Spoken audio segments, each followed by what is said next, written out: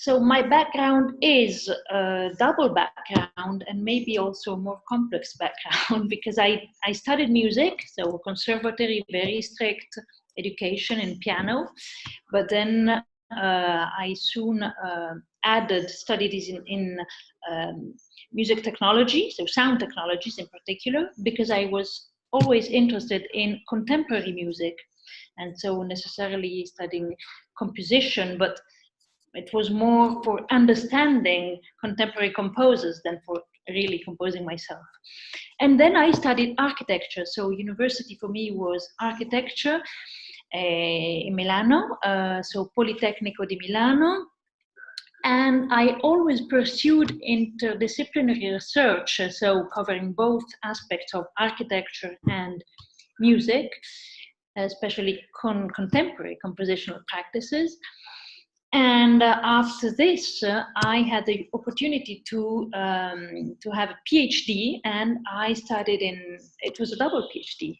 And so double meant in Brescia, so always here in Italy, it was about the city. So luoghi e tempi della città e del territorio was the title. Let me translate it in English. It's places and time in the city and the territory. So it's about maybe urban design, let's say very simply, we could say it's about urban design. And on the other hand, in Paris, it was history of art. So all this brought to an interest in public art, especially. Public art means public spaces in the city, public spaces. So this is the city. There is obviously art, and it's not only public art, but sound art in public art. So this was my specialization, if you say this in English. So obviously all this meant for me to study the special relationship between space and sound. And so initially it was about the typologies of concert halls and theaters related to the different music genres. And this meant also studying the non-conventional places or structures for events and for musical events. And so this for me is a very important research topic today. So I analyze what, also composers, so composers in music, often after the 50s, so in these last decades, 20th century, but it's going on in this century as well, have thought about musical pieces for very special places. So from Luigi Nono to Luciano Berio, just to say two important Italian names, but we could also remember the pavilion of Xenakis Le Corbusier in Bruxelles in 56. From there on, I think that there are really a number of very interesting cases of musical events organized also because of the help of electronics that we had in these last decades. So you can really make music out of space. And so this is very important for me. And then I also, as I said, about sound art in public spaces, this was the occasion for me to start from an architecture objective that was to try to understand what we could do with this pollution, acoustic pollution in the city. And so the idea was to have a look at what artists made around this, because I think that often artists work on things that are not yet established, but in a few years, in some time, they can show us maybe some ways that could be useful for us to find some maybe rules, some guidelines for treating sound and the city. And so this was the idea that was behind a book that I published in English. I have it over here, maybe you know it. The title is Constructing Urban Space with Sound and Music, just to understand all this and all the ideas that we could use in finding some, yes, some, nowadays we still base our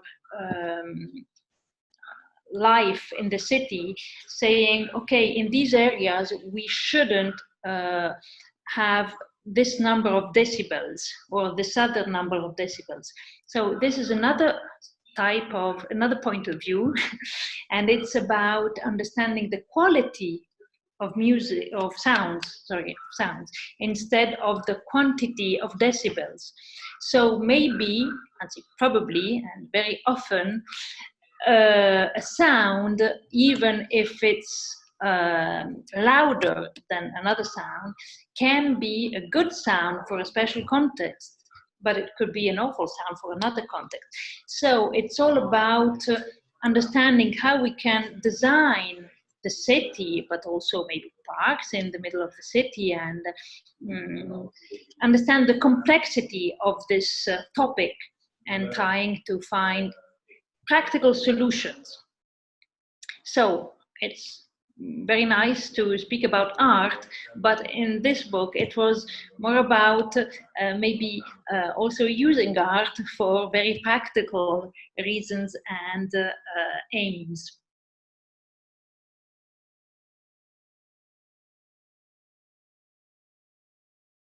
So this was my background, my studies, my researchers, but nowadays I'm working in different directions. So I still play the piano. I play the piano, but I am specialized in, well, of course, contemporary music, as I said. And in these last years, I work with a friend, Walter Prati. So I play the keyboards and he makes the electronics. So it's a sort of piano and electronics. And with this duo, we play recent music, let's say, because it's not even contemporary, because also of the 70s, of the 60s. For example, Stockhausen, where you can find a Tierkreis of Stockhausen. You can find it on Spotify, but I can send you some audio files. Tierkreis of Stockhausen, maybe you know it because it's quite a well-known piece. It's about the zodiac, so it's 12 pieces. Each one is related to a sign, and it's written in a very open way, let's say.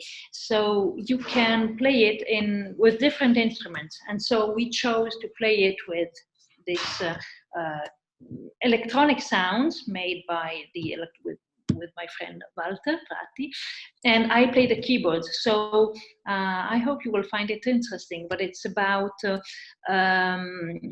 searching for special sounds that can also help to describe these signs, because Tierkreis is also a sort of descriptive music, if you want. It's pieces of character, so each piece must tell something also about the character of people.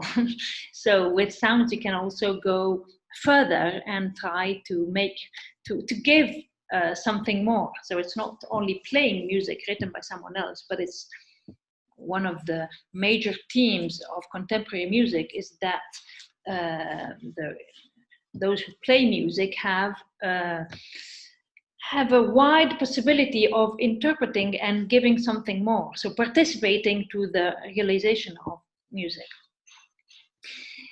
And something else I recently had the opportunity to do was to work with architects, with real architects, because of course with this sort of work that I am making, I'm not really an architect, but I love to work with them if I can give something with my special point of view having to do with public space and sound. And so it was the occasion for working on a park here in Milano that recently opened. And the idea was to give some instruction for the, well, I was a landscape consultation, how do you say it in English? I hope the word is correct. And landscape also means soundscape, because we are not yet used to this role. Maybe in other parts of Europe and of the world, we do think that someone can work on only the soundscape. Well, here we don't yet have this role. And so it was about thinking, of course, what this park could give to people, also from a sonic point of view. And so I will show you now some images just to understand in a very brief way the, well, this park is in front of an important cemetery here in Milano, the Cimitero Monumentale, big cemetery, and very important. And it's a half private, half public place, because in the night it's protected, and but in the daytime it's open to everybody. And so you get in the park from this huge, it's like a sort of portale. It's an entrance, a huge entrance. It's a bit, you say, yes, well, you see it now. And so this entrance was the opportunity for us to work on special installation, sound installation. So for placing some speakers, and it's 6 speakers, 3 on one side, 3 on the other side, just to have a sound portal. And so, well, we thought about, of course, I can also send you and show you some sounds that we used, but I really invite you to come here in Milan as soon as it will be simpler to move again, because of course, as all sound installations, it's very important to be there, to really feel them in the reality, because we have these 2 speakers in the beneath, beneath part, and then another 2 in the middle, and another 2 on the top, and they really mean something different. So it's we used to put together sounds with different provenance. So, for example, we used some recordings from the Quartiere Cinese, so from the Chinese part of Milano that is just behind this park. And so this was the idea of finding something very near to the to this place, but it was also an occasion for bringing different cultures in these sounds that we made. So we have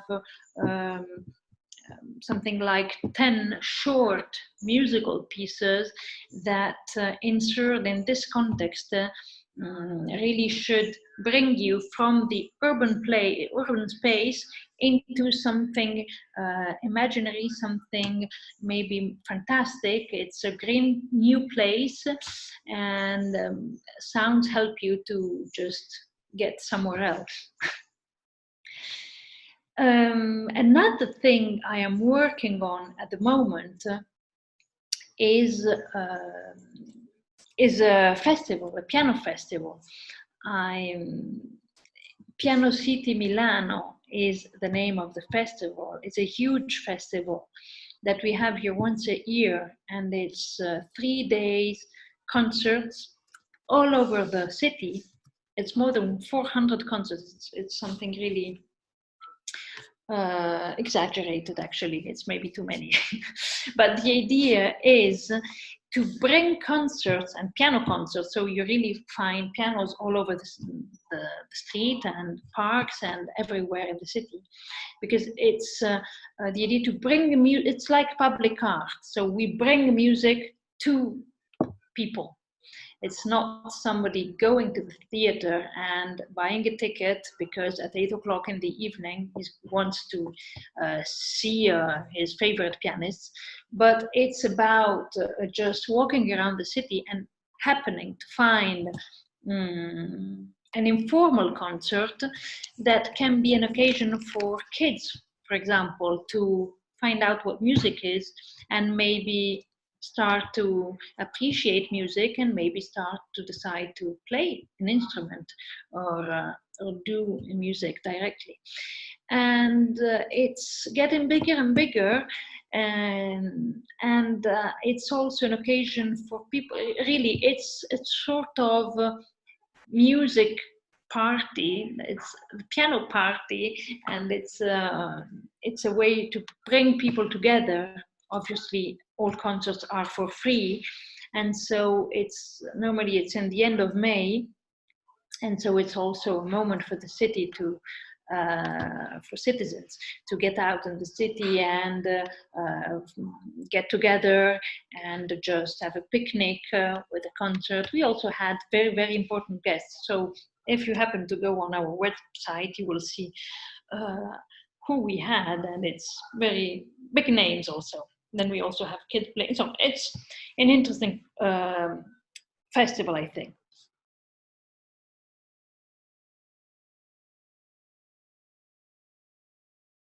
So, a very important topic for me, and I would like to have a different background in this case, or maybe to have the opportunity to work with specialists, would be to try to study how we can find or make energy out of sound.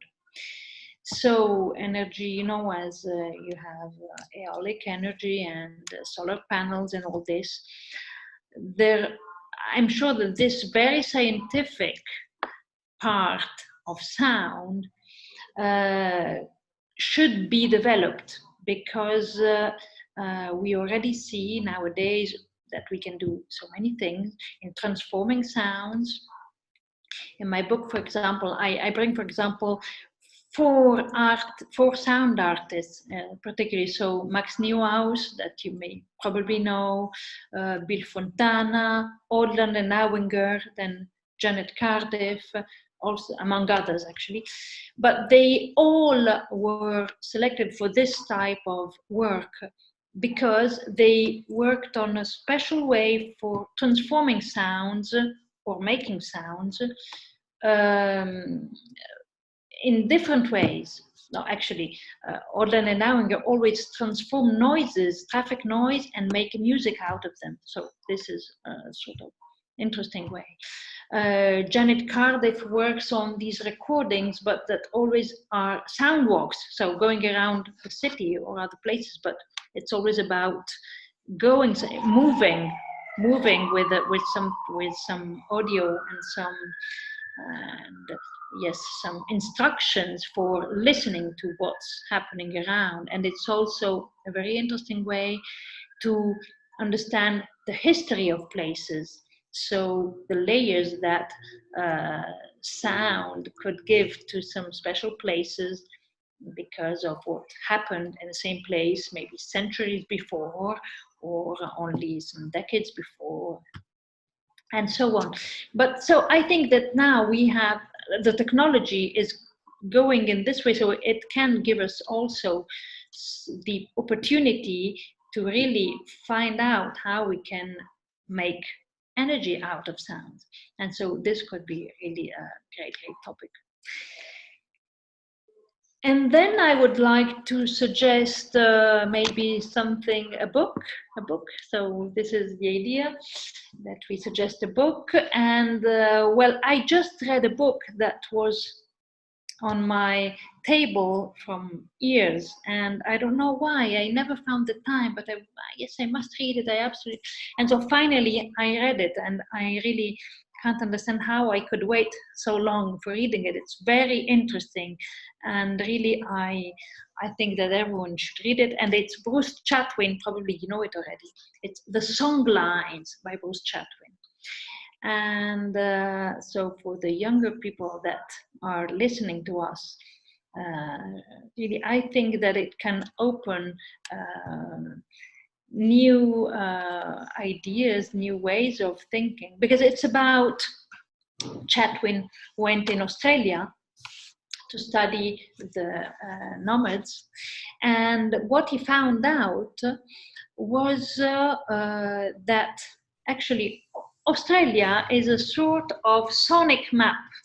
You can find out a sonic map of the whole continent, because the people originally of Australia used to walk around Australia with these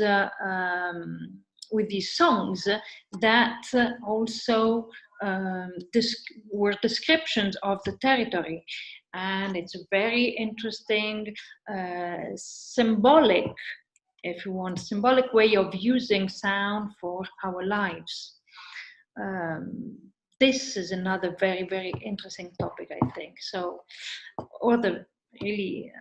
I see two directions for research in sound, especially. One is the technology, and the other one is ethnology, so maybe anthropological studies about sound and what it means, what it can mean, the strong meanings that it can have for people.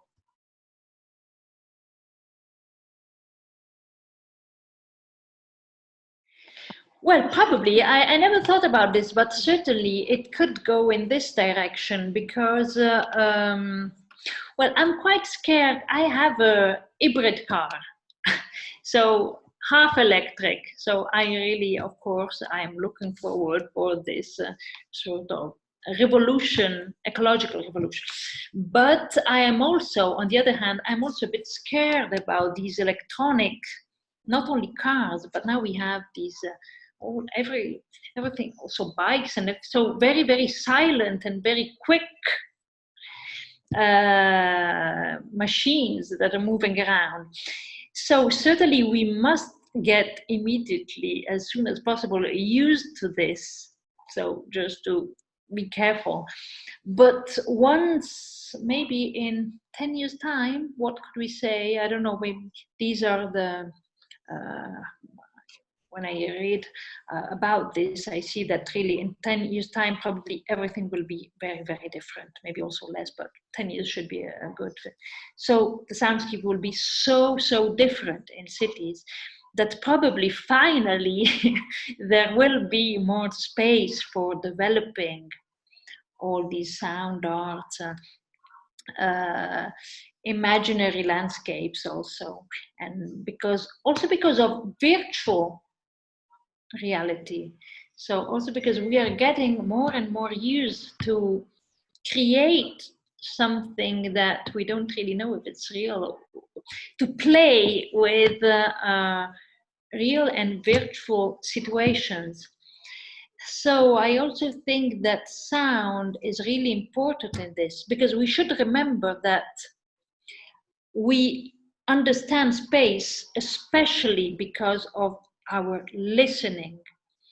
So we obviously, the eye is very quick and we see things, but it's the ear that in animals get instructions of what's happening around us, around them, because of the ear, thanks to the ear. So if something dangerous is happening behind, it's because they heard it. And so also, if you move in a place, in any place, with your eyes closed, you perceive the qualities of the space that is around you. So you understand if you're in a cathedral, if you are in a in campagna, so in a big landscape, or maybe in a room you feel if there are stairs in front of me. So I really feel that we will work on this. Also, if you think about recordings, now we are used to the stereophonic recordings, but we could do much, much more. So in the cinema productions, there have been, now we, this idea of having sounds that come from the back and from the front changes the way of seeing movies, but actually a correct use of technologies could permit much more than this. So not only for for altoparlanti, for speakers, or 5 or 8, but really to recreate situations, holophonic situations, so much more complex situations. And so this could really bring to this virtual reality that, yes, I'm sure that artists will prove to be very, very interesting, very, very interesting. And also, I think that public art is getting more and more useful for the cities. It seems to be. Public art means not only bringing something in a public space, but really working with people, so involving people. So thinking about projects that can involve people from the outside, or really change maybe a social situation with sound especially.